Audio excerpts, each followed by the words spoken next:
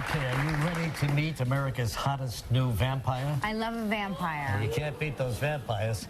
He's an HBO sexy, scary new drama called True Blood, and please welcome Stephen Moyer.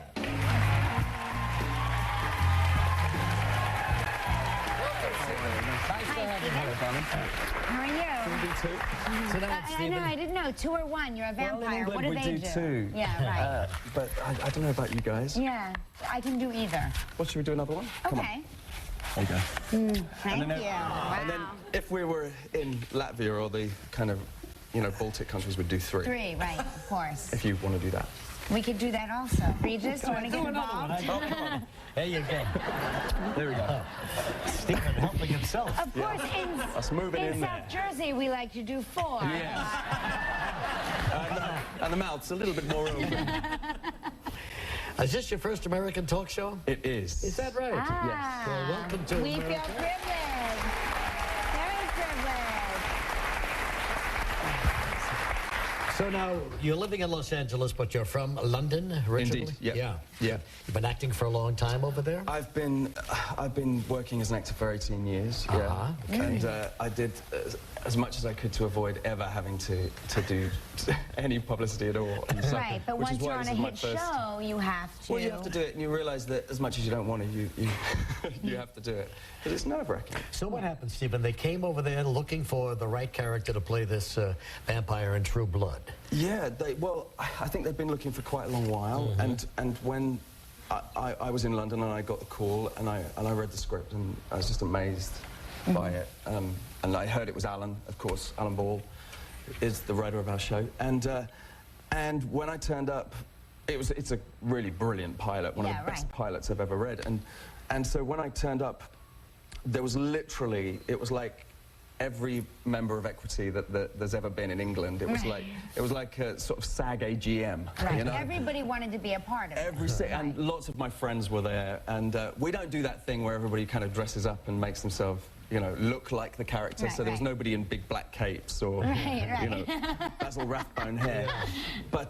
But yeah, and I literally put myself on tape that day, and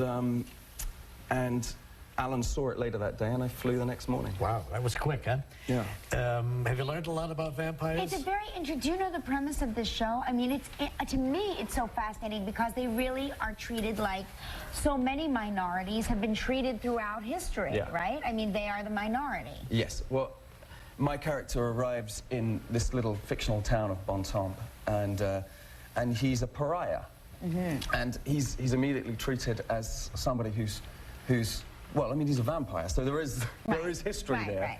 He's got a bit of previous, as we would say, and so he arrives in town, and people immediately sort of act like that towards him, and that's obviously a metaphor for whatever minority you want to bring to the table, you know, and that's where Alan has been very clever, I think, and it takes him a while to be accepted, and as we find out in the first season, it isn't really him that's the bad character, it's the humans that are dealing the drugs or into other weird things. So he takes residence in this town. He takes residence in this town. And he has a girlfriend. And he meets Anna Paquin's character, Sookie Stackhouse. And they start a relationship together. But I understand that when you speak, there's no trace of your British accent. You're more of a Southern gentleman. He's 175 years old, well, that I accounts believe, for it, right? yes. That's right. Yes. No, everybody in the show is from the South, so I do a Southern accent, which I'll do for you if you want. Yeah. Oh my Yes, gosh, let's we hear would it. love to hear that. What would you give me something really silly to say, and I'll do it as Bill. Oh, Regis and Kelly, you've won the Emmy. That's pretty silly. No, give me something real to know. Okay, so Regis and Kelly, you have won the Emmy. Whoa. Wow, sexy. Yes. Now, what about the teeth?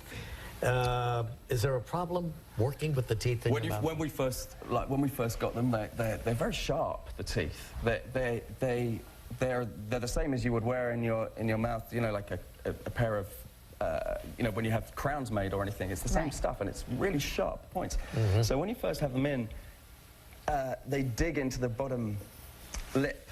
Right. And it's literally like wearing a retainer, so it's not very cool when you're talking like that. So I'm gonna suck your blood. And it takes you a long while, and then we've kind of played with it, and we've found a way of doing it where all the retainer stuff that is at the back is gone. So they kind of just slip in. You have so much to think about because you have, you know, you have your natural British accent, and now you're playing a Southern American from 175 years ago with a retainer in your mouth with fake teeth. But it's such a beautiful accent. It is. Oh, it is. You know, we filmed down in Louisiana, do a lot of the exteriors down there. And you get off the plane and you walk into that heat. Isn't it? Yeah. And everything just kind of goes... Yeah, it's great. And any, you know, I talk quite quickly in my natural thing, but, you know, when you're there, everyone just, there's no need to do that. It's like, right. If I talk any faster, I'm going to die. And when I saw that, when I sort of experienced that for the first time, I realized that that can be a great thing to play, in fact. Sure. You know, so I kind of wanted my character to be very still and deliberate, because I don't know if you've seen the show, but he can move at lightning speed. Right. So, but we kind of played with the idea that he has to save that up, and it's an energy-sapping thing, so if he does very little to start with, then... Well, this guy's got a lot of dimension to him, doesn't he? He does. Wow. Well, shall we take a look at a clip now? Please do, yeah. Yeah, we have a little clip of a little taste of True Blood here. Take a look at this. Okay. I cannot, and I will not lose you for all the ways I have dismayed, aggrieved, or failed you. I swear I will atone. But I am not sorry. I refuse to apologize for what you have awakened in me. You are my miracle, Suki. For the first time in 140 years, I felt something I thought had been lost to me forever. I love you. Vampires in love, that's all. That's right. Now, is it true? So you two are actually engaged? We are, yeah. You are. You make a nice couple. Yeah. It's nearly, I mean, you know, it's nearly 2 years now, and... Really? Yeah. I mean, Stephen, this whole production's been 2 years in the making already? Well, we started in sort of June 2 years ago. I know, okay. And the first season, because of the strike in LA, and because of the show being picked up, took like 18 months in the end to do the whole thing. So you had to find something to do with all that downtime. Yeah, well, I'm obviously not allowed out during the day. That's right. You better stay indoors soon.